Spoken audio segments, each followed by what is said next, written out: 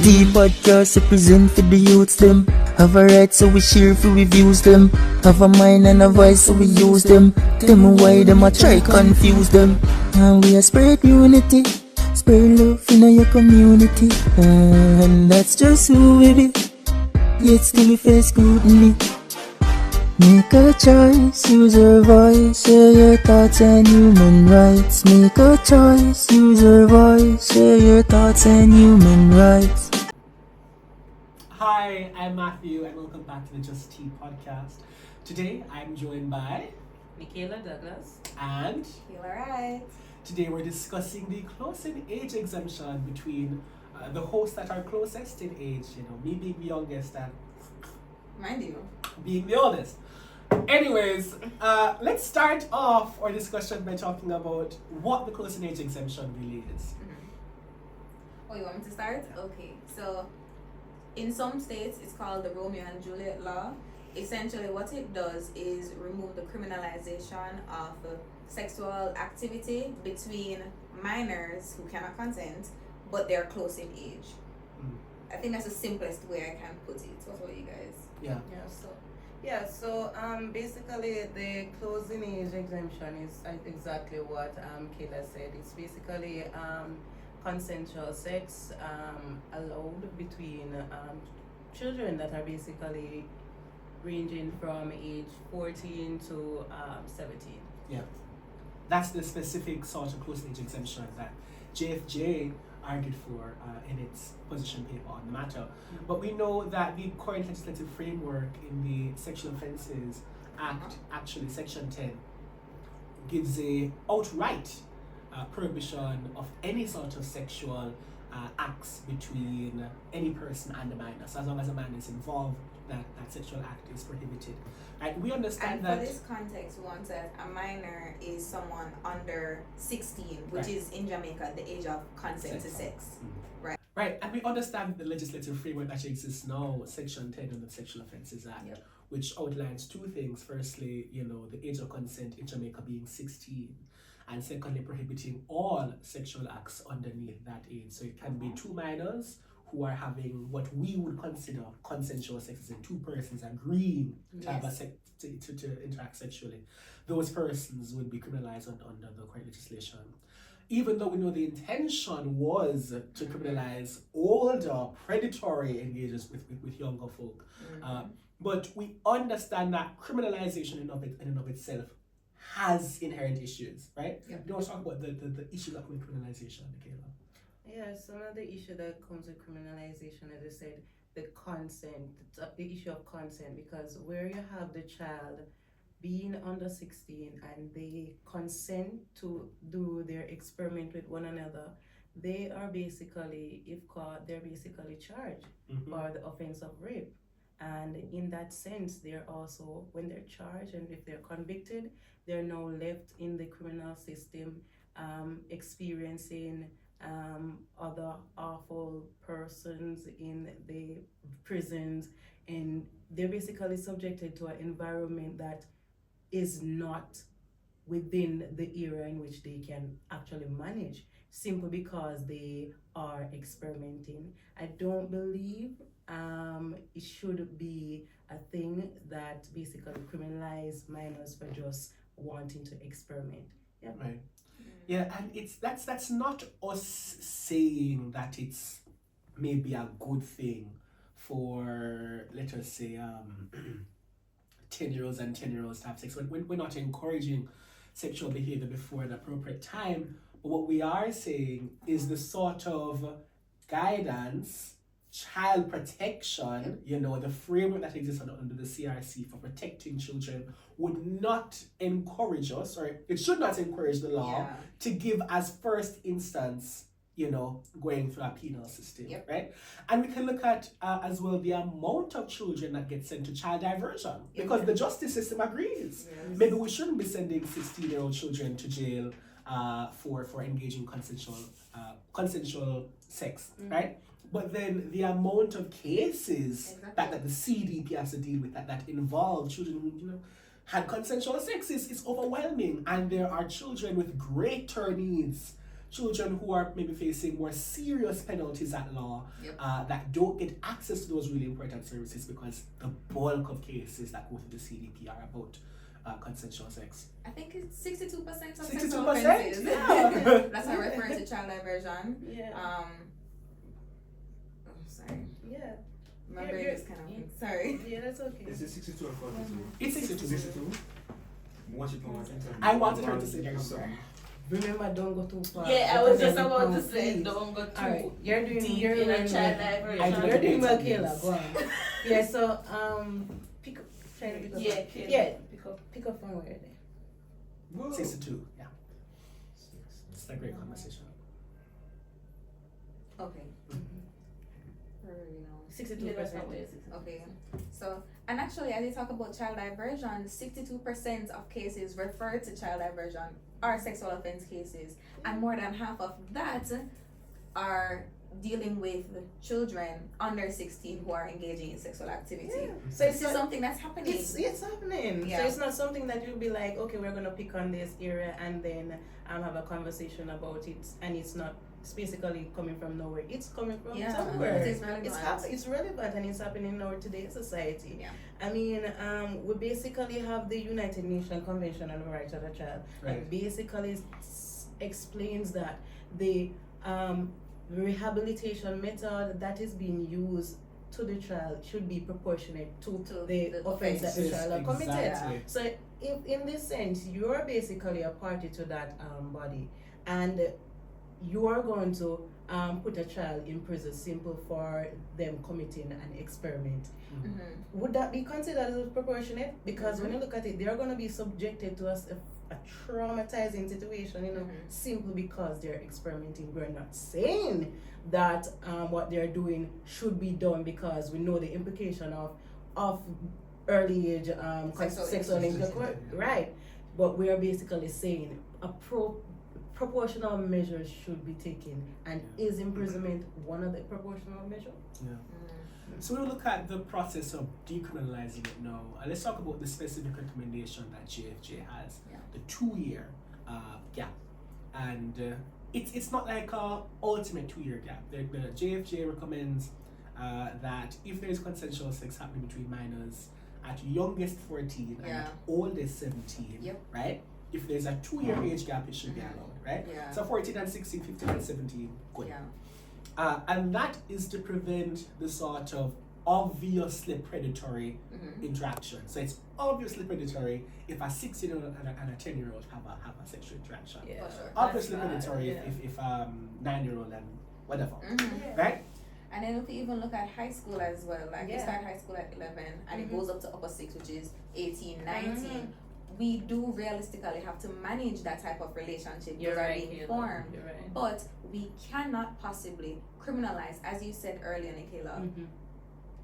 young people doing what they do and experimenting. Yes. Mhm. But obviously there needs to be boundaries as well. But the inclusion of a closing age provision Mhm. does not negate situations where a child is being abused. There is duress, there is force, rape. So yeah. Yes, I really give you Kayla, because when you look at it, I think most persons in society today, when they hear about this exemption, they are focused a lot on.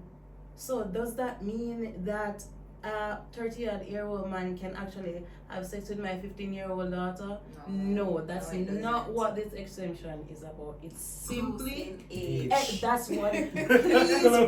Please, people, be guided.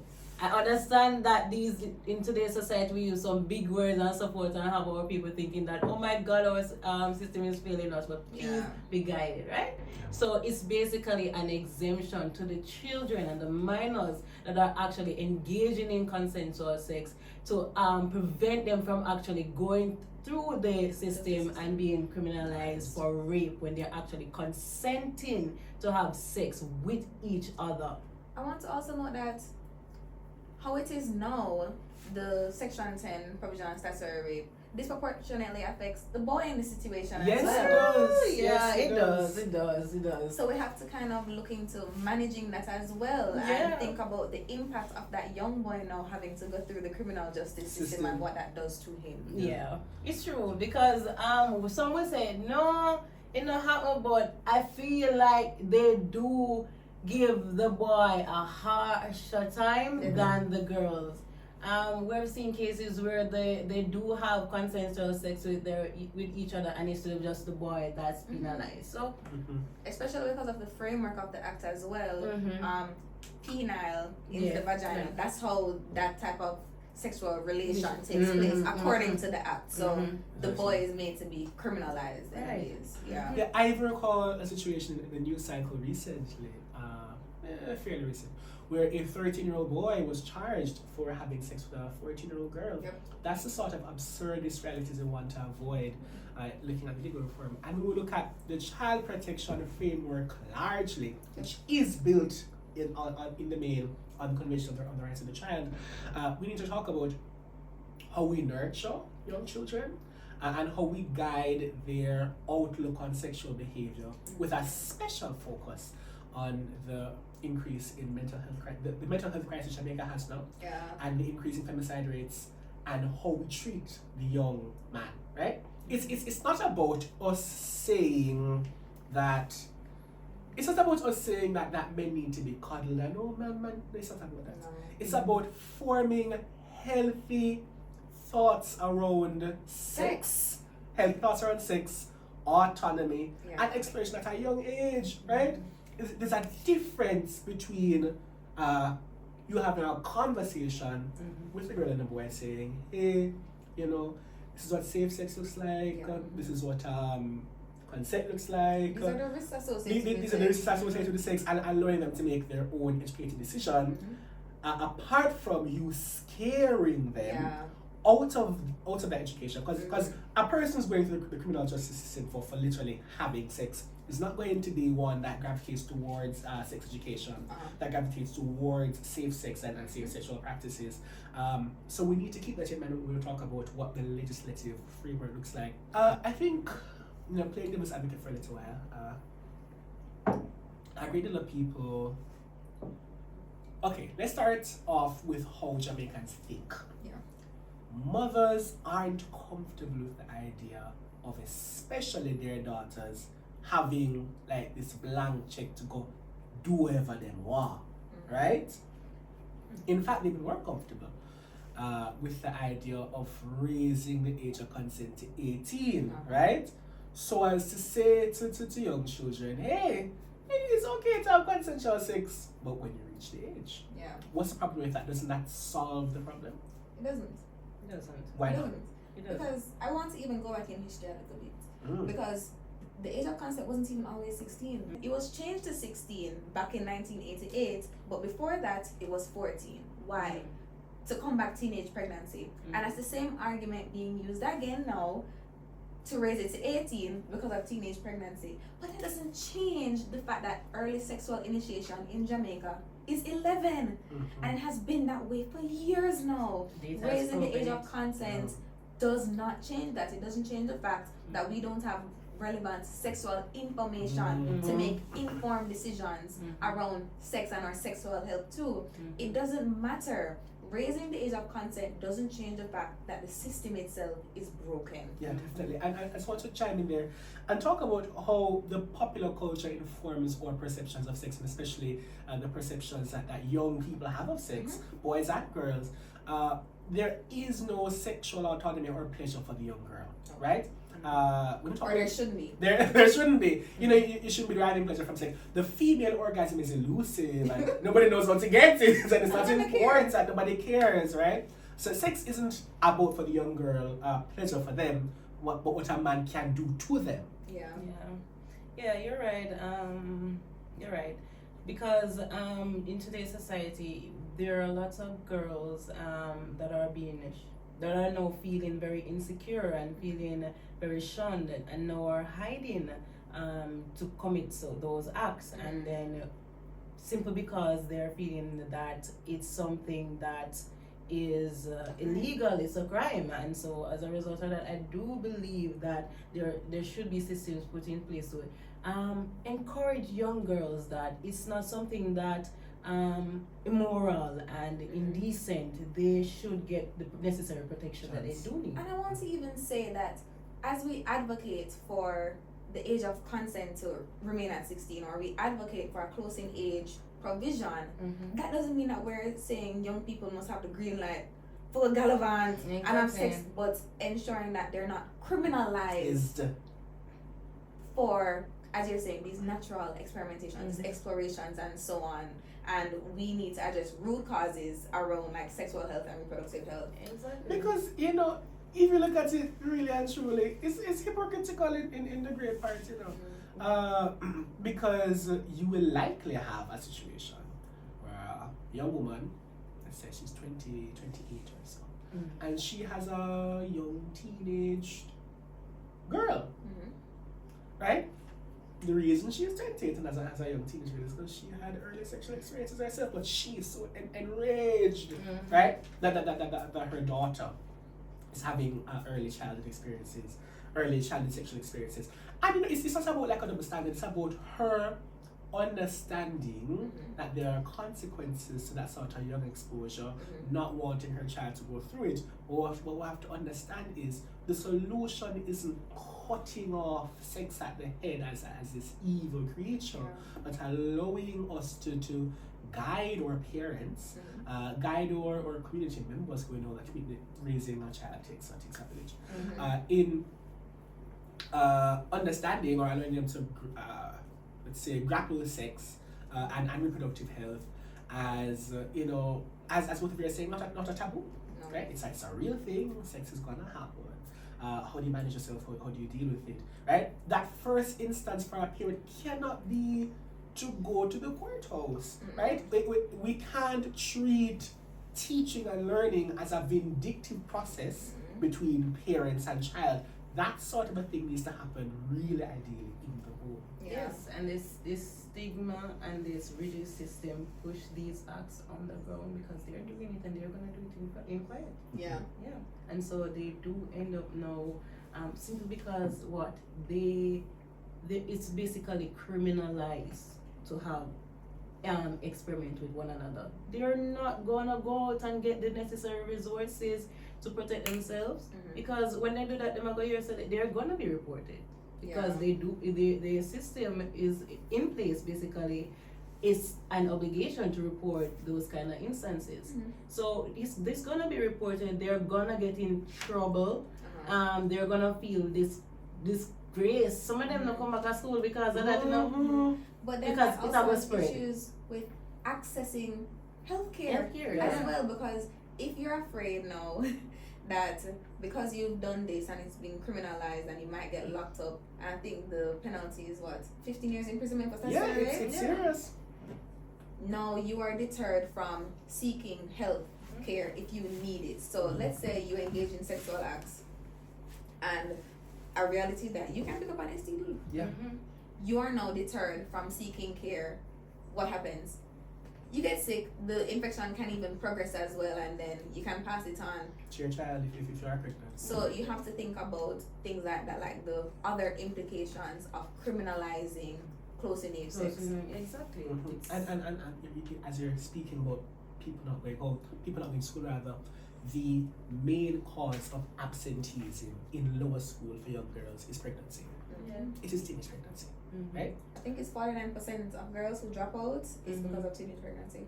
Now I just want to hear your final sort of meditations on the issue, Kayla.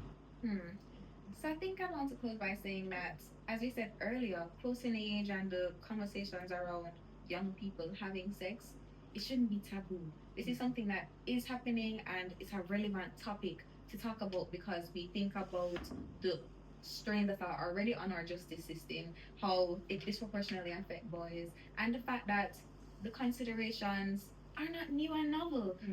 7 years ago there was a committee that was chaired by Minister Shock as well, around including the close-in age provision in the Sexual Offences Act.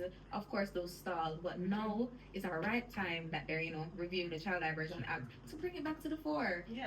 These are conversations that need to be had when we think about the best interest of our children as well, which is what governs the Child Care and Protection Act, which is what comes out of the Convention on the Rights of the Child. These are conversations that we need to have to ensure that we're not criminalizing them for things that can be natural if it's not that they're under duress, no force, no abuse involved. Ensure that we address the other ways in which their sexual and reproductive health concerns can be addressed. Yeah, you're right, Kayla. I agree with you.